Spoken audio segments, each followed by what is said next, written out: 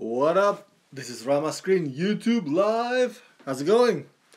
Good to be back live streaming with you guys all. It's Sunday night, November 19th, 2017, and it felt kind of weird that tonight, I was not doing any live stream thoughts about Star Trek Discovery because, as you know, uh, it's on short hiatus. The fall finale was last Sunday, so yeah, there's not gonna be Star Trek Discovery till like January 7. So yep. By the way, let's talk about the Walking Dead episode tonight. Season 8, episode 5, titled The Big Scary You. I have some notes here. Let's see. So after a couple of episodes or 3 episodes of not knowing what happens to Father Gabe and Negan, who found themselves stuck in a room together after the attack by Rick's group, and now tonight we finally saw it. It's like, oh my God, yes, finally we got back to that place. But it started out with sort of like a flashback or giving you perspective of, or the other side of the attack, the other side of what happened. By that I mean when Gregory was trying to persuade Negan, and Gregory failed miserably. Holy crap! And Negan described him perfectly because Gregory was like a, what did he say? Thin dick politician.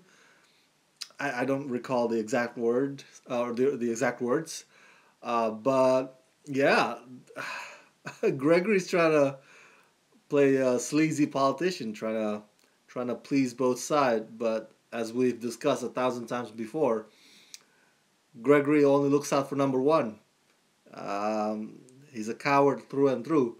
So whatever gets him safe, whatever, because Negan can see through Gregory's bullshit. Okay, Negan could see that the Hilltop people, they don't listen to Gregory anymore. They don't look up to him as a leader.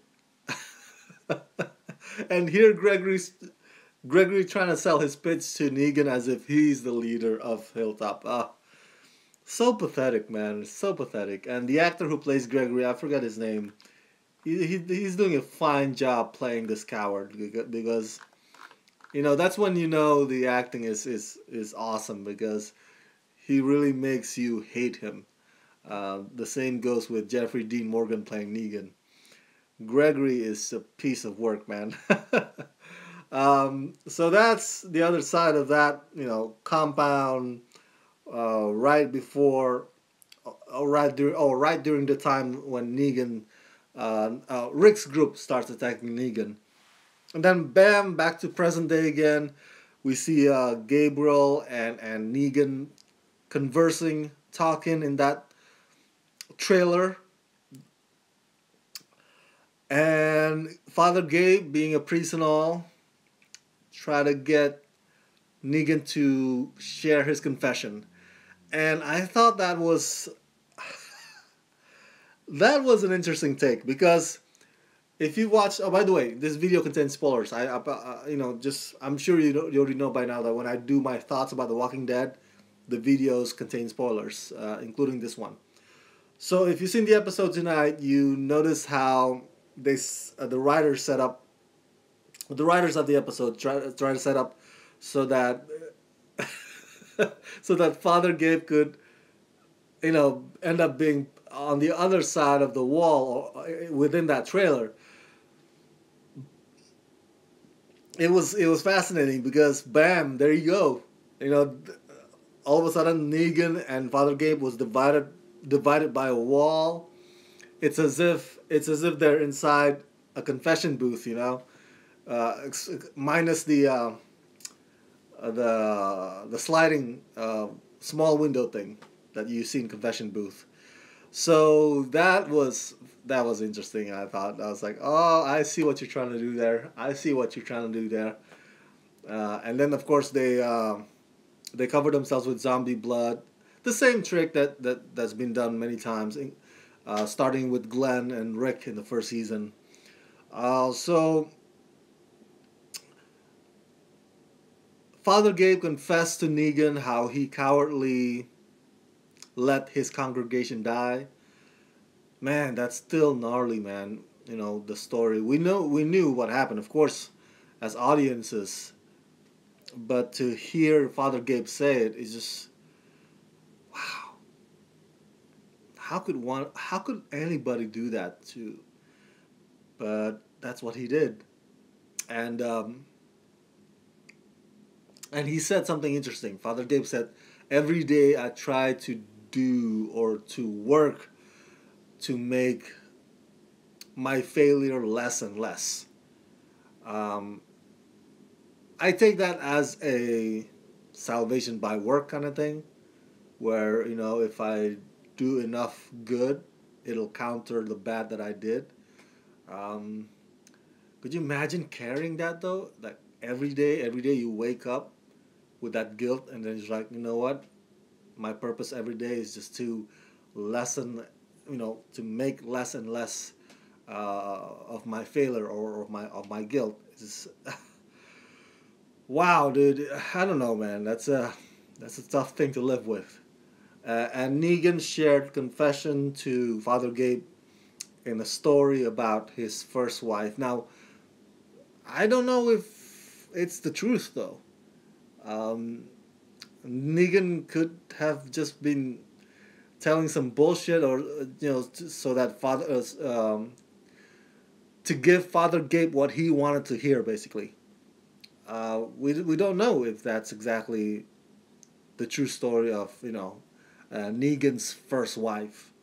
Uh, just like I'm reminded of the Joker in The Dark Knight, Heath Ledger's the Joker, how he had different versions of the story of how he got his scars. Do you remember that? There's always like there's three or four scenes, I think.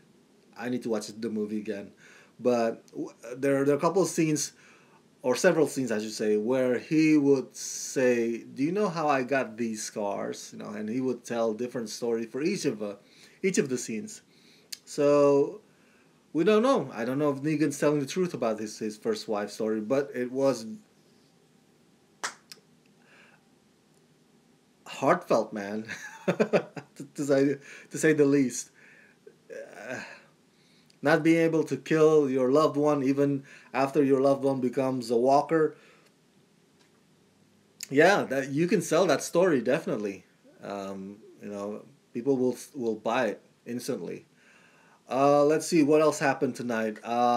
Rick and Daryl fought. That's right.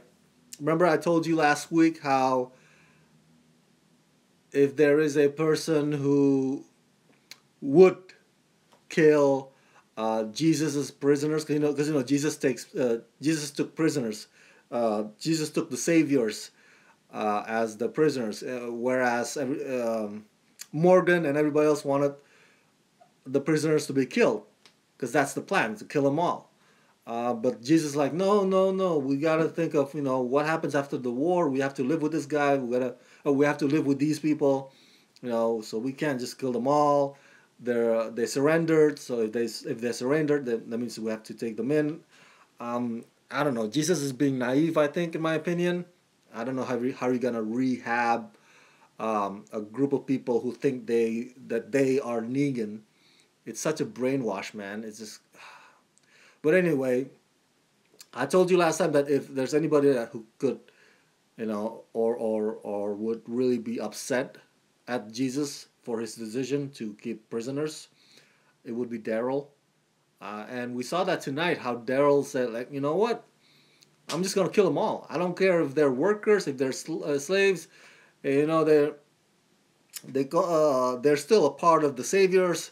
If basically in his argument is like, hey, they're collateral damage. It's what happens, and you know what? they're part of the saviors anyway. So it's not like we're killing anybody really worth it. It's not like we're killing anybody that doesn't need to be killed or doesn't deserve it, just because of association with a group. In this case, the saviors. So that's his reasoning, and Rick, he's not. Yeah, he's not that kind of guy. And remember last Sunday, I believe, Daryl shot that one guy that who was like he was already surrendering. He came out behind the tree, and he was telling Rick what Rick wanted to know, and he's like, okay, are you gonna let me go now? But then Daryl shot him straight in the head. So Daryl is in that place now, is in that mindset now where I guess he's in the same mindset as Morgan's. It's like just kill them all, just blanket kill. Doesn't matter if they surrender. It doesn't matter if they're just workers or slaves. Just kill them all. And the fight that happened tonight says a lot about what kind of society that they want to exist after Negan's dead and gone. You know, whereas Daryl's way is pretty much the wild wild west. I guess there's a part of Rick that still wants some sort of a some sort of an order or some sort of a compassion to have a place in that society. Um, but it's interesting to see these two best friends fight. We haven't seen him. I don't think we've seen them fight before, have we? Have we seen Daryl and Rick fight before in the past? I'm sure we have. I just don't remember. Let me know if you remember. Share your thoughts in the comment section below. What else? I have my note here. Oh, Eugene. Smarty pants, Eugene. And he is smart. He's very observant. He knows now who is the real traitor. Um, it's just a matter of time because I think Eugene is just doing this. Eugene is not like Gregory. He's not, how do you call that? I think there's a sense of inside Eugene where he thinks that it's not just about survival. It's not just him being scared. I think he really believes that if he does or he snitches on this rat, it's for a good purpose. It's a good thing that that happens. I don't know if that's what he's gonna do. He's still processing it. As you could tell, he's still weighing in his options. Like, should I tell Negan? Should I not tell Negan? And if I do this, or if I do that, what does that make me? Um, it's interesting, man. And I'm surprised that Negan doesn't realize who the rat is. It's you would think that Negan is more, how do you go, instinctive in finding these kinds of things, but I guess he has a blind spot right now, and Eugene sees it clearly, and we'll see. We'll see. Woo! What else do I have in my note? I think that's about it. Those are the things that happened tonight. Rick versus Daryl. Uh, Gabe and Negan confessing to each other. And then Eugene conflicted about whether or not to say something about the rat. And the episode ended with Father Gabe being really, really sick. I'm not sure what happened there. Did he get bit in the process of, Negan and Gabe trying to get out from the crowds of walkers? Did Father Gabe got bit? Is that why he's sick? Is he going to be turning soon? And what do you think? And what do you think about Rick versus Daryl? whose side are you on? Do you think that Daryl has a point? That the saviors, including the workers and the innocent collateral damage, that they should also be killed, that uh, they should be part of the punishment? Or do you side with Rick, who thinks that, hey, if they're just doing their job, they're not, or they can be salvaged, or hey, they're not necessarily the inner circle of Negan's. Do you side with Rick on his reasoning, or do you side with Daryl on his argument? What do you think? Share your thoughts in the comments section below, and also what do you want to see to happen next Sunday, in the Sunday's episode? Hmm.